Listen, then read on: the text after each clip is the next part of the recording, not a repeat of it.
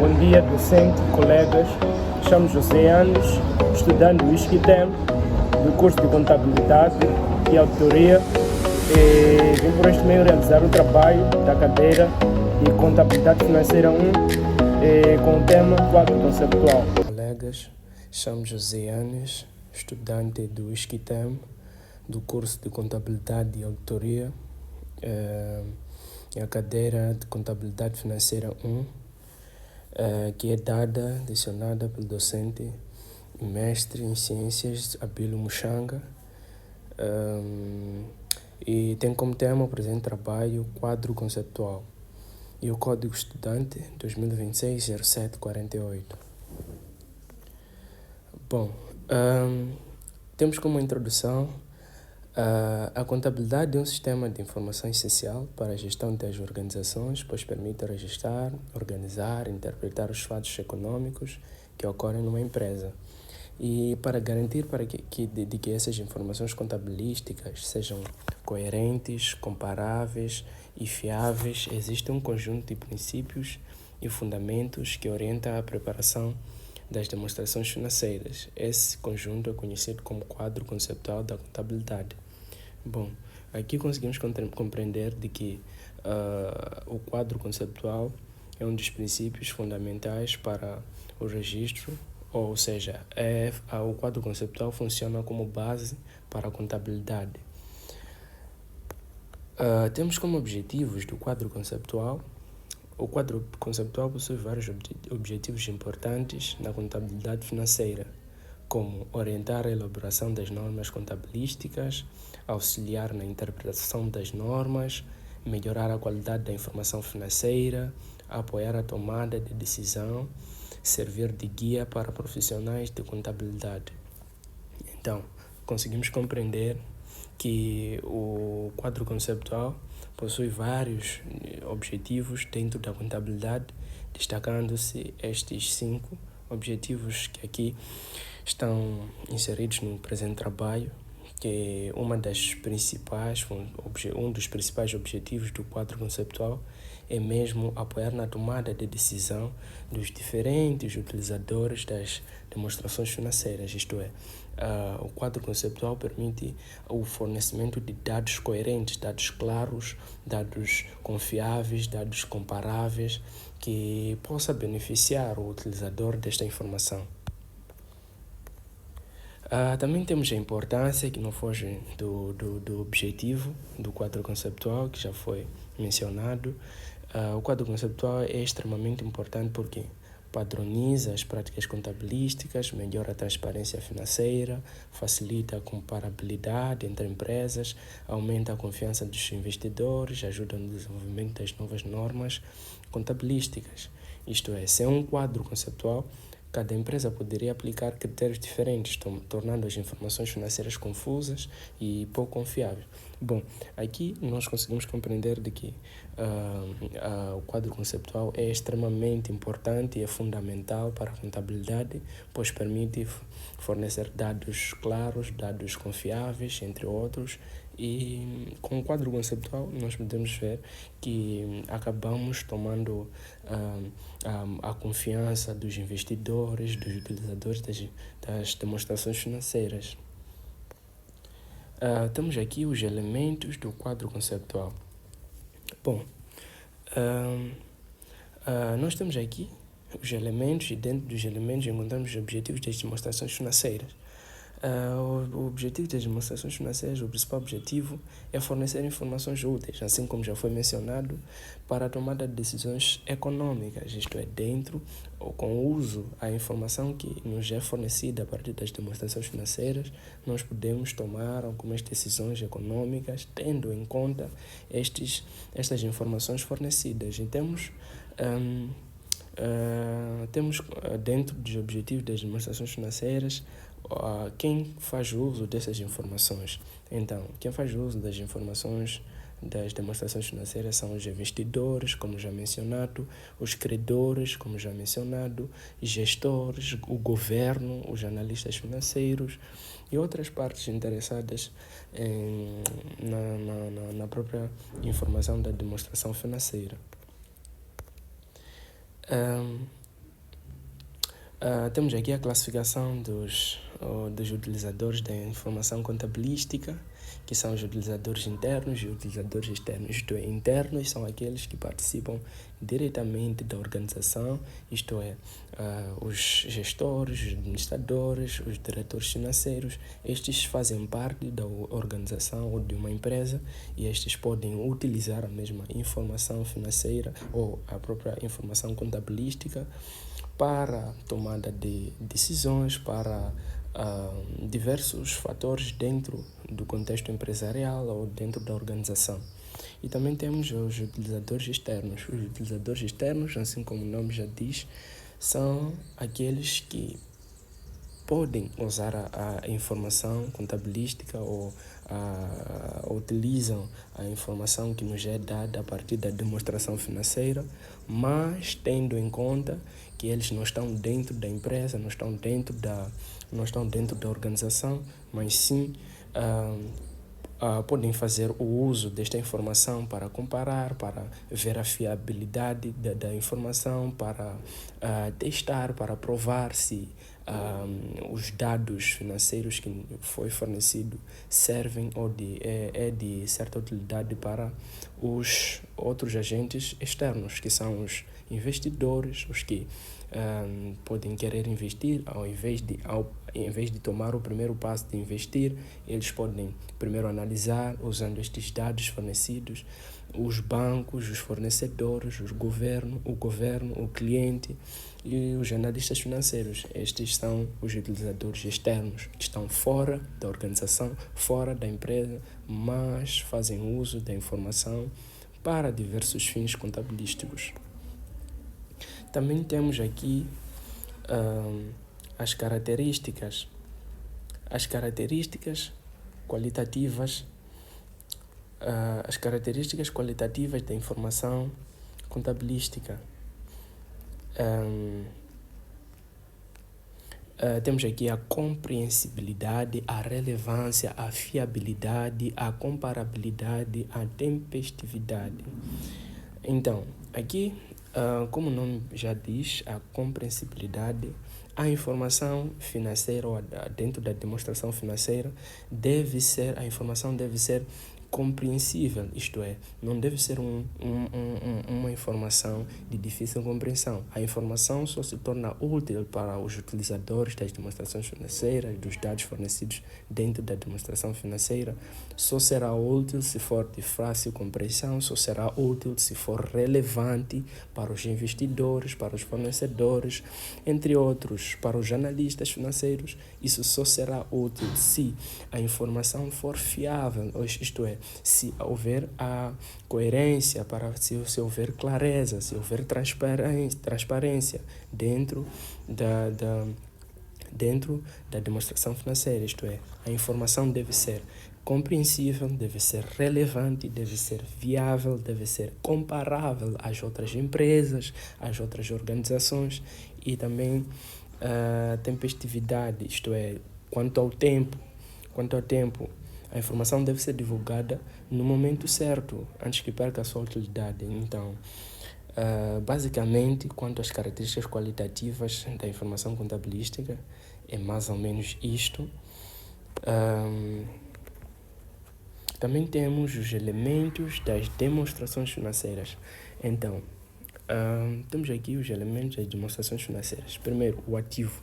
O ativo é o recurso controlado pela empresa, isto é todo o bem que pertence à empresa, é resultante de eventos passados que já foram ultrapassados, são dados passados que podem gerar benefícios econômicos futuros, isto é, todo o bem, todo o recurso que a empresa possui, mas que pode ser usado para gerar lucro, para gerar benefício para a empresa num tempo futuro, isto é, ativo é tudo aquilo ou todo o recurso que a empresa detém e que pode fazer o seu uso de modo a gerar lucro, de modo a gerar benefício para a empresa. Então temos aqui exemplos: dinheiro, os edifícios, as máquinas, as mercadorias, as contas a receber. Isto é, o dinheiro que a empresa tem A empresa pode usar o dinheiro para produzir, para gerar benefícios para a própria empresa. Os edifícios a empresa pode usar para arrendar, os edifícios que a empresa, a organização tem, pode usar para o benefício da própria empresa. Também temos as máquinas podem ser usadas para prestação de serviços, as máquinas podem ser usadas para diversos fins, assim como já havia citado na definição do ativo, é todo bem que a empresa detém, que faz o seu uso para gerar benefício, lucro econômico no futuro. Também temos o passivo. O passivo é uma obrigação presente da empresa que resultará na saída de recursos econômicos no futuro. Isto é, o passivo é toda a obrigação, ou seja, a obrigação no contexto de tudo aquilo que a empresa tem a dar, ou seja, que deve, tudo que a empresa deve, que por sua vez resultará na retirada, seja do valor, seja do bem, consiste na retirada do recurso para satisfazer, ou seja, para pagar uma dívida que a empresa possui, a organização, tudo mais. E temos como exemplo os empréstimos bancários. Os empréstimos bancários servem como exemplo do passivo, porque a empresa tem de tirar o valor que possui para pagar uma dívida ao banco. Então, isto é passivo porque a empresa tira o recurso que havia, ou todo o recurso que havia na empresa, a empresa tira para o pagamento das dívidas, das obrigações que a empresa tem para pagar. Também temos o patrimônio líquido. O patrimônio líquido representa a diferença entre ativos e passivos. Que é a diferença, isto é, subtraímos o ativo, todo ativo, tudo que pertence à empresa, menos a obrigação, então nós ficamos com o patrimônio líquido, que é o fim, ou seja, a diferença entre o ativo e o passivo resulta no patrimônio líquido, que é depois da empresa retirar tudo que a empresa tem, menos tudo que a empresa deve. Então resulta no patrimônio líquido, que inclui os rendimentos e os gastos. Rendimentos são aumentos nos benefícios econômicos durante o período contabilístico, ou seja, rendimento é todo o benefício que a empresa tem depois de realizar uma atividade econômica. Isto é, por exemplo, a empresa pode ter um bem e este bem usar, suponhamos o bem seja uma máquina, ou seja, a empresa tem um produto, ou seja, mesmo prestação de serviço, a empresa usa para haver rendimentos dentro da organização. Então, o rendimento gera benefício para a empresa. Então, temos o exemplo da prestação de serviços, os juros recebidos, entre outros. Também temos os gastos. Os gastos são as diminuições dos benefícios econômicos da empresa. Ou seja, os gastos é tudo que a empresa vai perder ao longo do tempo, se calhar para satisfazer uma necessidade da empresa ou da organização, que podem ser usados como exemplo os salários, a energia, a compra de mercadorias, as despesas administrativas. Então, gastos é tudo que a empresa tem a tirar para pagar, ou seja, uma obrigação, entre outros. Também temos aqui o reconhecimento dos elementos contabilísticos. Reconhecimento significa registrar um elemento nas demonstrações financeiras. Então, um elemento só é reconhecido quando é provável que os benefícios econômicos futuros ocorram, o valor pode ser medido com fiabilidade.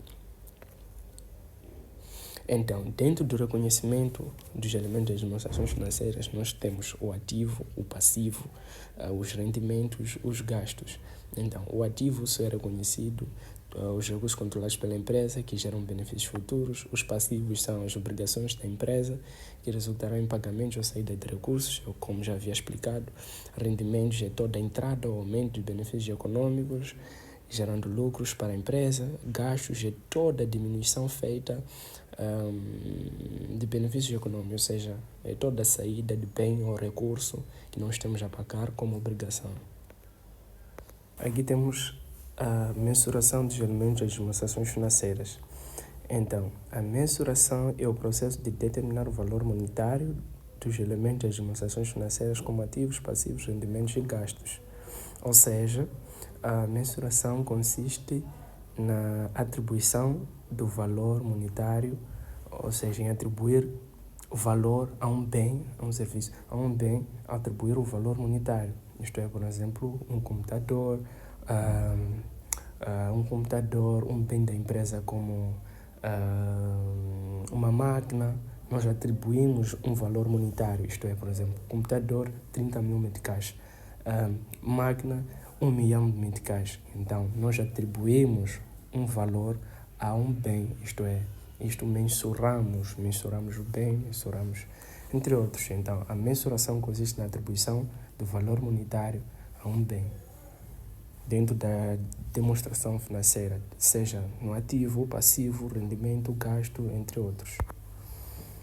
Temos aqui as bases de mensuração. As bases de mensuração são os critérios utilizados para determinar o valor dos elementos contabilísticos. Então, temos como a primeira base o custo histórico. O custo histórico é o valor original pago na aquisição de um ativo ou assumindo uma obrigação. Isto é, o custo histórico é o valor atual, é o valor original do bem. Ou seja, por exemplo, uma empresa compra uma máquina por 100 mil meticais. Esse será o valor registrado inicialmente na contabilidade. Isto é, o valor na qual nós recebemos um bem, ou seja, ou nós pagamos um bem, o valor que nos é atribuído, o valor original do bem, pertence a este custo histórico, que é a base da mensuração mais tradicional e mais utilizada. Então, o preço que nós pagamos o produto, ou o preço que nós pagamos o bem, o valor atual que nós aquisitamos o tal bem, este valor permanece assim. Se pagamos um computador a 30 mil meticais, então 30 mil meticais será o valor mensurado dentro do custo histórico. Temos o valor justo. O valor justo é o preço pelo qual um ativo pode ser vendido ou um passivo pode ser transferido no mercado entre partes informadas. Então, exemplo, um terreno comprado por 200 mil meticais pode atualmente valer 350 mil meticais. Então, dentro do valor justo, nós conseguimos compreender de que é o preço pelo qual um ativo pode ser vendido ou passivo. Então, se um terreno outrora esteve a 200 mil meticais, o mesmo terreno, o mesmo bem, pode ser vendido em um tempo oportuno, ou seja, num futuro próximo, pode ser vendido a 350 mil meticais. Então, o valor justo vai de acordo com o tempo no qual é vendido ou prestado serviço. Então, o valor realizável é o valor que a empresa espera receber ao vender um ativo. Isto é, também é conhecido por o valor líquido de realização. Isto é, o valor realizável é o valor que podemos dizer um valor imaginário, um valor já estudado, já previsto, que a empresa espera ao vender um ativo, ou seja, ao vender, por exemplo, uma empresa tenha mercadorias no inventário que podem ser vendidas por 50 mil meticais, por exemplo. É um exemplo que está no presente trabalho, mas também uma empresa pode ter mercadorias avaliadas em 20 mil meticais. Mas se vender hoje, por exemplo, a tal mercadoria, a empresa pode obter, suponhamos, um valor de 18 mil meticais. Então, o valor realizável é de 18 mil meticais e não de 20 mil meticais, porque o valor, ou seja, dentro do valor realizável, é o valor que a empresa espera obter ao vender um ativo. Então, este valor não é fixo, pode muito bem alterar. Então, temos também o valor presente. O valor presente é o valor atual dos fluxos de caixa futuros, calculado considerando uma taxa de desconto.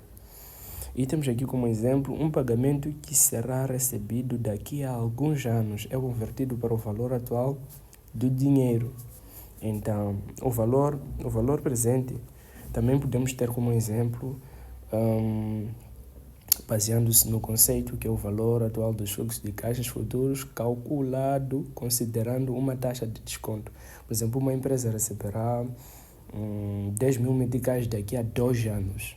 Suponhamos, uma empresa receberá 10 mil meticais daqui a 2 anos. Então, se a taxa de desconto for 10%, se a taxa de desconto for 10%, o valor presente, ou seja, o valor atual dos fluxos de caixa futuro será menor que 10 mil meticais, porque a taxa dentro do valor que a empresa receberá de 10 mil meticais daqui a 2 anos, haverá um desconto de 10%. Então, a empresa terá um valor presente menor que 10 mil meticais, porque o dinheiro futuro, o dinheiro que a empresa espera ter, é menos que o dinheiro atual. Então, este é o valor presente. Também temos o valor recuperável. O valor recuperável, na verdade, é o valor máximo que uma empresa espera recuperar de um ativo, seja através do seu uso ou da sua venda. Então, valor recuperável normalmente corresponde ao maior valor entre o valor de uso e o justo valor menos custo de venda. Então, temos um exemplo, uma máquina foi registrada por 100 mil meticais, mas atualmente a empresa só pode recuperar 80 mil meticais com ela. Assim, o valor recuperável é de 80 mil meticais. Então, é feito nesse exemplo, uma máquina foi registrada 100 mil meticais, mas atualmente a empresa só pode recuperar 80 mil meticais. O 80 mil meticais que a empresa pode recuperar é considerado o valor recuperável. Então, temos aqui o valor de uso. O valor de uso é o valor atual dos benefícios econômicos futuros que um ativo pode gerar enquanto estiver em utilização na empresa. Ou seja, corresponde ao valor presente dos fluxos de caixa que o ativo produzirá no futuro. Então, temos como um exemplo, uma máquina gera 20 mil meticais por ano durante 5 anos. O valor atual desses benefícios representa o valor de uso da máquina. Ou seja, usando um outro exemplo, uma máquina pode gerar 10 mil meticais por ano durante 5 anos. Então, a cada ano, a máquina vai gerar 10 mil meticais. E até o final de 5 anos, a máquina pode gerar, a empresa vai gerar 50 mil meticais, correspondente aos 5 anos de utilização. Então, o valor de uso será feito a diferença entre o valor que se espera que o ativo pode produzir e menos o valor que nós colocamos como expectativa, que é de 10 mil meticais. Então, faremos os 50 mil meticais que se espera produzir ao final de 5 anos, menos os 10 mil meticais que nós colocamos como o valor de estudo, o valor de base. Então, faremos os 50 mil meticais que se espera e menos os 10 mil meticais. Então, o valor de uso será correspondente a 40 mil meticais. Então, basicamente falando, dentro do valor de uso, calcula-se quanto dinheiro o ativo vai gerar no futuro, trazendo esses valores para o valor atual. Então, depois temos o custo amortizado. Custo amortizado é o valor de um ativo ou passivo financeiro após deduzir reembolsos e amortizações ao longo do tempo. É muito utilizado em empréstimos, créditos e títulos financeiros. Então, temos aqui um exemplo. Uma empresa concede um empréstimo de 100 mil meticais. Se o devedor pagar 20 mil meticais, o custo amortizado passa a ser 80 mil meticais. Então, é o valor, na verdade, custo amortizado é o valor que é ajustado ao longo do tempo, que através da amortização de juros ou descontos, assim como bem disse na definição, é muito usado em questões de empréstimos, de dívidas. Então, à medida que o valor é pago, o valor é pago por dívidas, entre outros, o valor vai reduzindo. Então, o custo amortizado vai diminuindo. Temos aqui um exemplo em que já expliquei que uma empresa concede um empréstimo de 100 mil meticais. Então, se o devedor pagar 20 mil meticais, o custo amortizado passa a ser 80 mil meticais. Então, faremos a diferença entre o empréstimo concedido e o valor já pago pelo nosso devedor. Então, o valor vai sendo ajustado com o tempo, devido aos reembolsos, questões de empréstimos e dívidas, entre outros. E temos aqui o custo presumido. O custo presumido é um valor atribuído a um ativo como substituição do custo original quando este não pode ser determinado com precisão. É frequentemente usado quando uma empresa adota novas normas contabilísticas.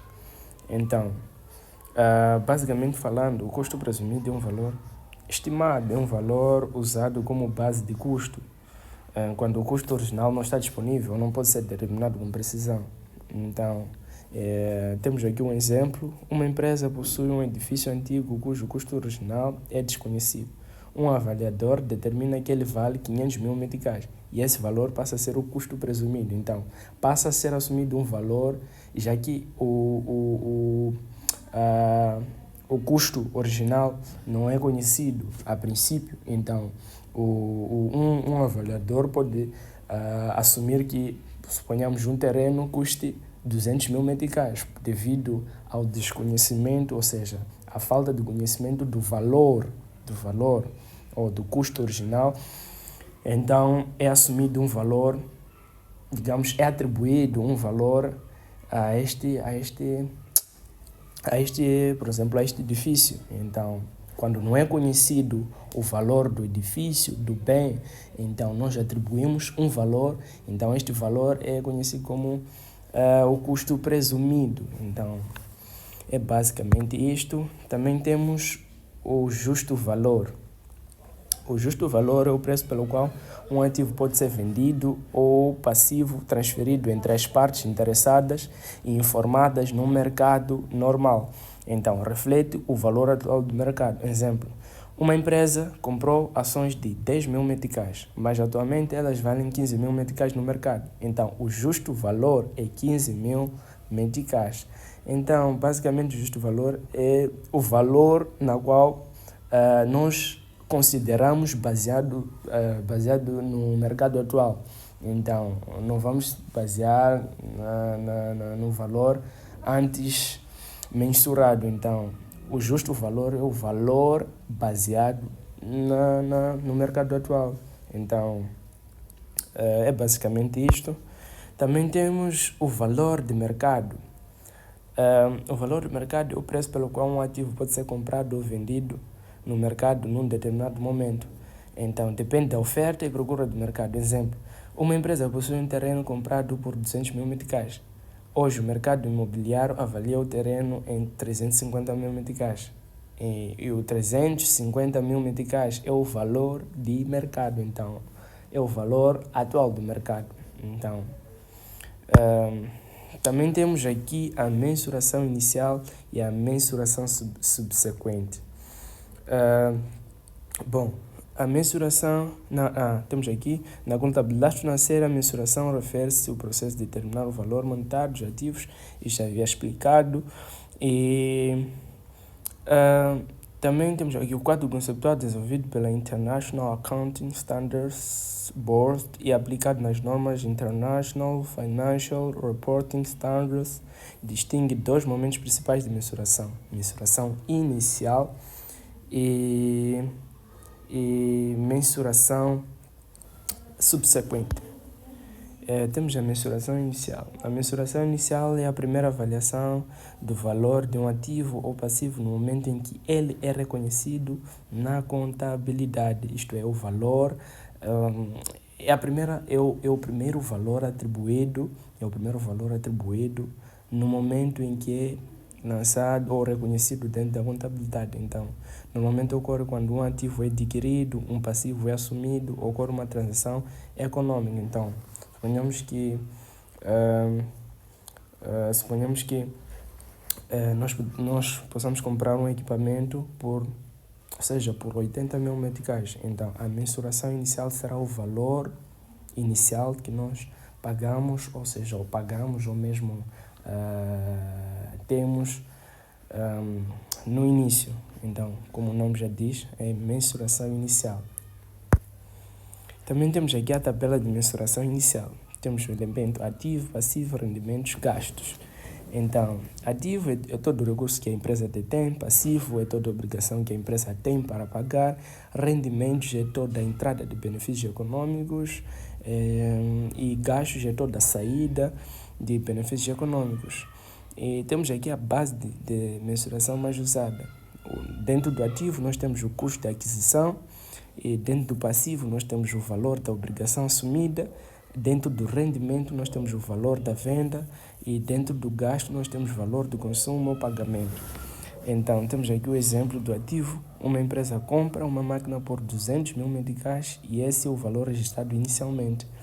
E dentro do passivo, a empresa recebe empréstimo de 100 mil meticais, então que é registrado como passivo. Os 100 mil meticais é o valor da mensuração inicial. Então, mesmo que seja alterado, ou seja, mesmo que o valor venha a ser mudado com o tempo, a mensuração inicial dentro do passivo mantém.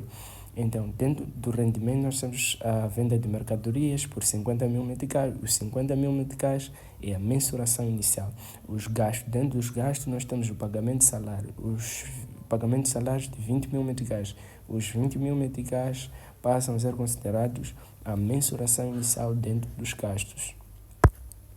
Então, resumindo, a mensuração inicial determina o valor registrado no momento em que ocorre a transação econômica. Então, a mensuração inicial não tem... a mensuração inicial é considerada apenas dentro do contexto de... no momento em que ocorre a transação econômica, isto é, no momento em que nós pagamos, ou no momento em que nós recebemos, ou no momento em que nós vendemos, ou no momento em que nós gastamos. Então, a mensuração inicial é basicamente feita no momento da transação econômica, considerando os valores iniciais. Temos a mensuração subsequente. A mensuração subsequente ocorre após o reconhecimento inicial, quando os valores precisam ser utilizados ao longo do tempo. Então,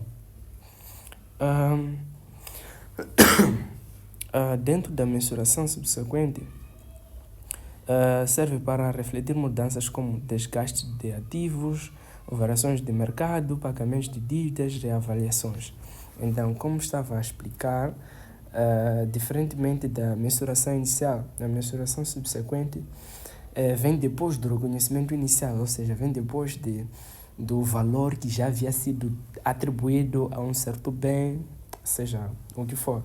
Então, por exemplo, um edifício que é comprado por 500 mil meticais, pode depois, com o tempo, ou seja, com o tempo, o valor no mercado, com determinados outros fatores, este pode ser reavaliado, pode ser depreciado, ou pode ser mesmo ajustado o valor dentro do mercado, o valor do mercado pode ser alterado. Então, esta é a mensuração subsequente, que vem depois da mensuração inicial. E temos aqui a tabela de mensuração subsequente. Temos a base de mensuração, o custo amortizado, o justo valor, o valor recuperável, o valor de uso, o valor de mercado. Também temos o significado, o custo amortizado, o valor após deduções de pagamentos e amortizações, ou seja, o valor que é alterado com o tempo, juros, entre outros.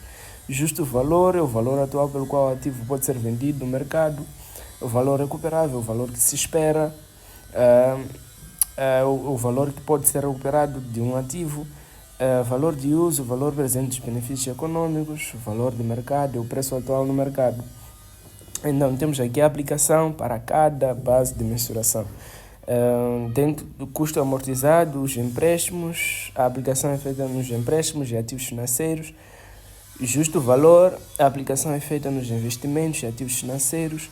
O valor recuperável, a aplicação é feita no teste de imparidade, o valor de uso. A aplicação é feita na avaliação de ativos, o valor de mercado. A aplicação é feita em terrenos, ativos negociáveis. Então, temos o exemplo para cada base de mensuração. No custo amortizado, temos o exemplo de empréstimo de 100 mil meticais, após pagamento de 30 mil meticais, passa para 70 mil meticais. Então, é a mensuração que vem depois da mensuração inicial. Então, temos o justo valor, um exemplo de ações compradas por 10 mil meticais passam a valer 15 mil meticais. Então, a mensuração subsequente passa a ser 15 mil meticais. O valor recuperável, temos um exemplo da máquina registrada por 100 mil meticais, mas recuperável apenas 80 mil meticais. Então, 80 mil meticais passa a ser a mensuração subsequente. O valor de uso, máquina que gera receitas futuras. Então, essa passa a ser a mensuração subsequente. Valor de mercado, terreno comprado por 200 mil meticais, hoje vale 300 mil meticais. Então, 300 mil meticais passa a ser a mensuração subsequente, depois dos 200 mil meticais iniciais. Resumindo, a mensuração subsequente permite ajustar o valor dos ativos e passivos depois do registro inicial, refletindo a realidade econômica atual. Então, temos aqui o conceito de capital. Na contabilidade, o capital representa os recursos investidos pelos proprietários numa empresa ou o valor do patrimônio líquido da organização. Pode ser entendido como diferença entre ativos e passivos, capital próprio ou ativo menos passivo. Se uma empresa possui ativos 500 mil, passivos 200 mil, o capital próprio passa a ser 300 mil, que é o valor final da diferença entre ativo menos passivo. Temos aqui a manutenção de capital. A manutenção de capital é o conceito que determina quando uma empresa realmente obteve lucro. Ou seja, analisa quando uma empresa, depois de feitas as transações econômicas, quando que obteve um lucro.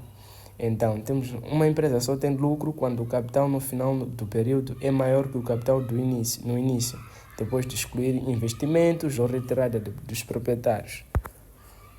Então, temos aqui uma tabela da manutenção de capital próprio. O conceito. O capital é medido em dinheiro. Então, temos aqui um exemplo. Capital inicial, 100 mil meticais. Lucro. Lucro existe quando o capital final é maior que o inicial. Então, capital final, 120 mil meticais. Resultado, lucro de 20 mil meticais. Então, faremos a diferença entre o conceito, o lucro menos o conceito. Então, nós acharemos o resultado que é o lucro de 20 mil meticais.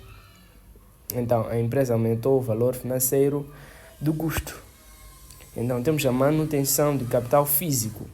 A manutenção de capital físico, neste conceito, o lucro só existe quando a empresa mantém ou aumenta a sua capacidade produtiva. Ou seja, o capital é medido pela capacidade operacional da empresa. Então, temos aqui uma tabela do capital físico, em que temos o aspecto, conceito, lucro, resultado. Conceito, o capital é medido pela capacidade produtiva. Exemplo, máquinas e capacidade de produção. Lucro. O lucro existe quando uma empresa mantém ou aumenta a sua capacidade. Produção anual aumenta de 1.000 meticais para 1.200 unidades. Então, aqui há crescimento de 200 unidades. Pois faremos o lucro menos o conceito e nós acharemos o resultado. O resultado é a diferença entre o lucro e o conceito. Então, há crescimento de capacidade produtiva de 20 unidades. Então, o resultado será a expansão de 200 unidades, não 20, 200 unidades, pois a produção anual aumenta de 1.000 unidades para 1.200 unidades. Então, a diferença entre os dois será de 200 unidades, que é o resultado. Então, concluindo, O quadro conceptual da contabilidade constitui a base teórica que sustenta toda a contabilidade financeira. Ela estabelece os princípios, conceitos e orientações que garantem a qualidade da informação contabilística. Através do quadro conceptual, é possível assegurar que as demonstrações financeiras sejam relevantes, fiáveis, comparáveis, permitindo que diferentes utilizadores tomem decisões econômicas fundamentadas. E dessa forma, o quadro conceptual desempenha um papel essencial na padronização e no desenvolvimento da contabilidade moderna, contribuindo para maior transparência e confiança nas informações financeiras das organizações. Basicamente, o quadro conceptual, como já havia mencionado, o quadro conceptual constitui uma base, constitui um fundamento necessário, extremamente necessário dentro da contabilidade. Por quê? Porque sem dados claros, sem dados fiáveis, sem dados relevantes, sem dados que nos é fornecido a partir das demonstrações financeiras, se não forem claros, se não forem transparentes, se não forem viáveis e também se não forem de fácil compreensão, então estes basicamente sem este quadro conceptual nós não poderíamos obter estas informações necessárias que qualquer um utilizador, seja fornecedor, seja investidor, possa precisar para diversos fins dentro da contabilidade. Então, basicamente falando, o quadro conceptual constitui uma base, constitui um fundamento necessário para a contabilidade. Então, temos aqui as referências bibliográficas, o International Account Standards Board, o International Federation of Accountants, Contabilidade Financeira, Ordem dos Contabilistas Certificados. E não só, as referências foram vastas dentro do trabalho. Muito obrigado.